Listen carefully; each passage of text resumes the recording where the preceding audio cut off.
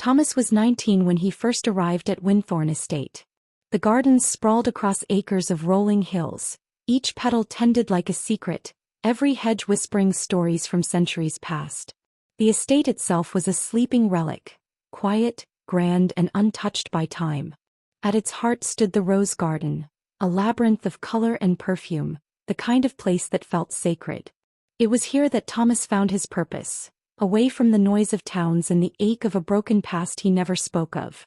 His hands, though calloused, treated each bloom with tenderness. He'd rise before dawn, boots crunching on dew-laced gravel, to greet his silent companions, climbing roses, wild ramblers, hybrids with names like Madame Hardy and Queen of Sweden. He spoke to them not aloud, but in the gentle way he pruned, watered and guarded them from the biting wind. The estate's mistress, Lady Eleanor Vexley, had not been seen in 5 years. Word among the few remaining staff was that she'd gone to the continent after her husband's death. Some said France, others Italy. Grief had changed her, they whispered. When she left, she was vivacious, radiant at 33. But sorrow had a way of stripping the soul to its bones. Thomas had never known her, only the legend. She was said to be sharp of mind and distant of heart, once the gem of London's salons. Now the estate was hers and hers alone, a shadowed mansion with shuttered windows, maintained in her absence like a shrine. It was early spring when she returned.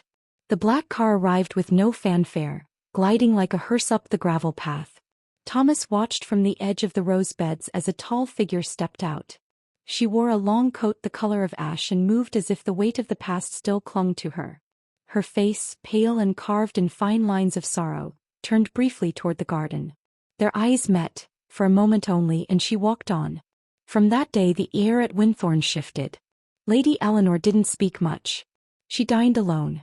She walked at dusk. The staff were reduced to whispers and shallow bows.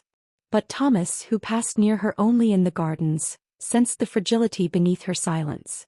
A grief that pulsed like a second heartbeat. One afternoon she came to the rose garden. He didn't see her arrive. One moment he was kneeling, trimming a tea rose. The next, her voice floated behind him. "You've done well," she said. Thomas turned, startled. Her coat was gone, replaced by a soft shawl and gloves the color of pearl. Her hair was darker than he imagined, swept into a severe knot. "Thank you, milady," he said, standing. He wiped his hands on his trousers without thinking. She moved through the rows of blooms slowly, stopping here and there to study a bud.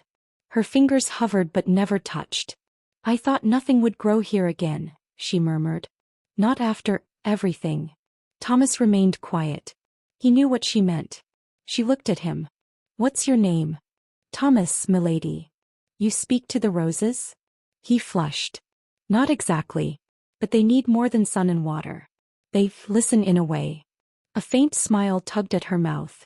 It passed quickly. "I envy that," she said. "The way things can grow again. Even after death." And she walked away. After that she returned often. Not daily but regularly enough that Thomas began to expect her. Late mornings or just before twilight, when the light softened and cast gold across the petals. Sometimes they spoke. Often they didn't. He'd work with his hands in the earth while she moved among the flowers, a pale figure among bursts of crimson and violet. She never wore perfume, but the garden clung to her like one. Days turned to weeks. Their silences became a kind of language. She asked about the roses, names, origins, temperaments. He answered plainly, gently. She never patronized, never looked down at him. In fact, he noticed she rarely looked at anyone at all the way she looked at him. One evening, the light fading fast, she stood beside him as he covered the roots of a newly planted bush. "Does it ever feel like the world doesn't want you to bloom?" she asked, her voice low. He paused. "Yes, but it doesn't get to choose." That night she lingered in the garden long after he left. The first whisper came from the cook. "She watches him like he's the sun," she said over tea. "That boy doesn't know what he's walking into." Soon others joined in. The butler frowned more. The groundskeeper avoided him. It wasn't that anything improper had happened, not yet. But the estate had rules.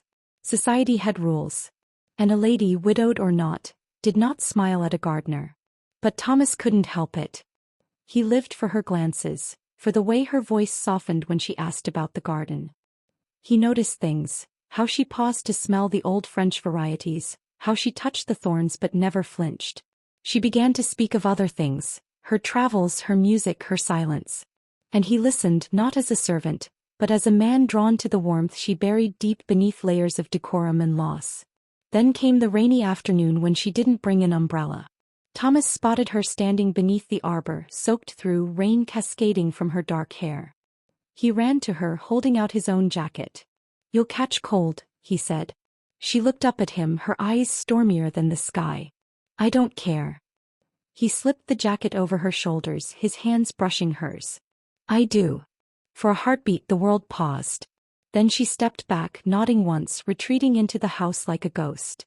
After that, everything changed. They began to meet in secret. Not with words, not with arrangements. But in moments stolen from time.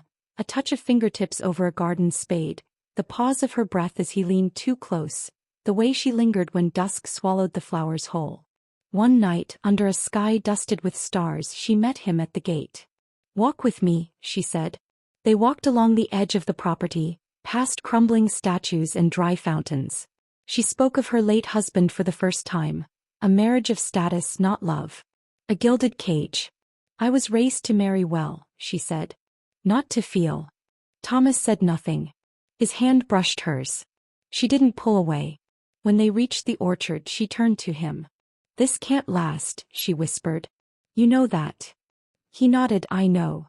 But her lips found his, soft and trembling. The kiss was not rushed. It was not stolen. It bloomed. From that moment they lived for shadows. For the hour between dusk and night when the world looked away. He would slip into the library, her drawing room, the edges of her world where candles burned low. She traced the scars on his hands. He memorized the curve of her collarbone. They never spoke of love, but it was there. The danger came quickly. A letter, and signed, placed on her desk. Another, tucked into Thomas's cot. Rumors began to curl through the village like smoke. The vicar refused eye contact. A constable asked questions. Then one morning the estate manager approached him. "You've been dismissed, Thomas." Orders from the lady herself. Thomas felt the breath leave his lungs. She wouldn't. He left with nothing, no farewell, just the scent of roses on his coat. Months passed. He found work in a nursery 2 towns away. Smaller garden, fewer blooms. But every petal reminded him of her. Then one late autumn evening a woman arrived. Shawl wrapped tight, eyes rimmed red. "Thomas," she said. He froze. "Eleanor." She nodded. "I thought I could protect you by letting you go. But I was wrong." He stepped forward, not caring who saw. "The world still forbids it," he said. "Let it," she whispered. And in that quiet nursery, among forgotten roses, they began again. Not as lady and gardener, but as Eleanor and Thomas. 2 hearts. 1 garden. Growing despite the rules,